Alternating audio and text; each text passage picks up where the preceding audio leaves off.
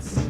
This is the Dasani Junior Carnival Parade, and welcome especially to viewers and listeners of ZIZ Broadcasting Corporation, coming to you whether by radio, television, or somewhere on the internet. I am your host, Freddie Knight, and with me is Roma Richardson. Good afternoon, Roma. Good afternoon, Freddie. And we have a really packed program in line for you today, listeners, and we are already on the move.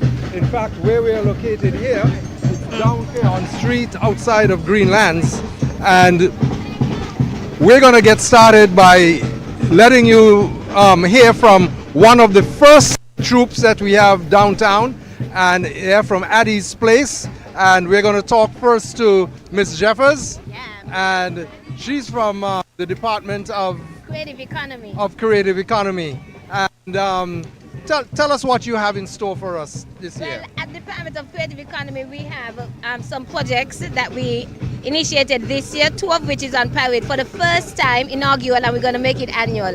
This is about cultural inclusion. We've had some sessions with the Addie's Place where we taught them about our culture and our folklore, and so we have agreed with their permission for them to have a troupe called Cultural Creation. So, and perhaps you want to tell the listeners what Addie's Place is. well, I leave that to my friend here, Nadine. Okay, right. And so you will see an inclusion of masquerade, bowl, all the folk forms that we have on most of them, and we have Nadine to thank for that. Miss Nata? Good afternoon, everyone. Yes, Addie's Place is a center for adults with disabilities. Right now, at the moment, we have 19 trainees. Just a few of them is all participating today. And, they're having fun. And it's their first time on parade this year. And we want to, keep the partnership up with the Ministry of Creative Economy. Thank you. Thank you, Miss Nata and Miss Jeffers. And we're going to come to Miss Jeffers in just a little bit, because I see you have another troop behind there that you're managing, and I think they're probably waiting for us to come to them too. But Nadine, before you go, because Freddie and I were actually talking just a little while ago, he asked me if I could differentiate the music of the different folklore groups, whether to know who is masquerades and who is clowns and bull, and I couldn't tell him. So it's such a great thing that you're doing here. You're teaching them about music and all of that as We have an ongoing masquerade workshop. They're making their own costumes, their hats, etc. with Sylvester Huggins. He comes and gives them a little training session every week or every other week and encourage them to, take part. Okay, that's amazing. And I wish you all the best next year, and hope to see you again in the years to come on the road. Thank you, Nadine. All right. So we are going to move on to our next troop behind here. They're going to come Megan, you had to cue me out. So they with us no more. Obviously. Okay, sorry. I didn't mean that.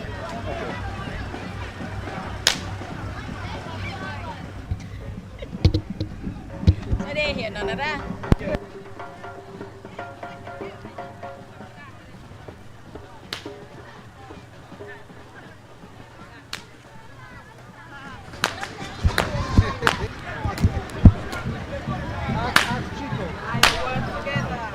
Chico was our main cameraman. Okay, so they're right here. Chico? Okay, that way you did. No, I was there like holy. Not holy, but you know.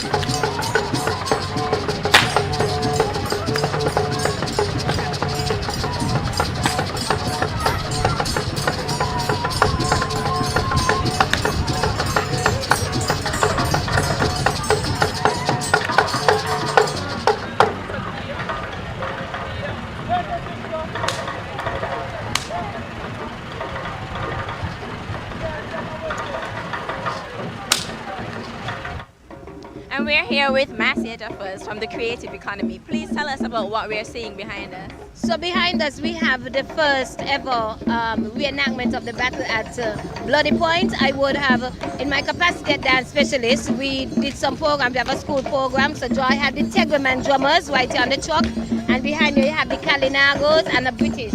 So we know there was a battle that cost them their lives and the massacre at the Bloody Point. So we're just doing a reenactment of it right here with the Tyrrell Williams Primary School. Okay. Can you tell us about the thought process? What made you decide to use that part of our history? Well, it has never been done, and I say it's a part of our history locally. I know we have Masquerade and we have Mako Jumbi, but this particular school was chosen because it's in their area, then virtual challenges, so it means something to them, and they were very excited to do it, and they know the story, so I thought it best to just, savor the moment for them, and we're gonna make this an annual thing. So next year you see Barbie, and you see Sir Thomas Warner, and you see the works. And you're going to tell the true story, right? Yes, the true story, our story. Okay. Thank you so much, Ms. Jeffers. We'll let you all where we can see what's happening, and then we'll let them proceed down the road.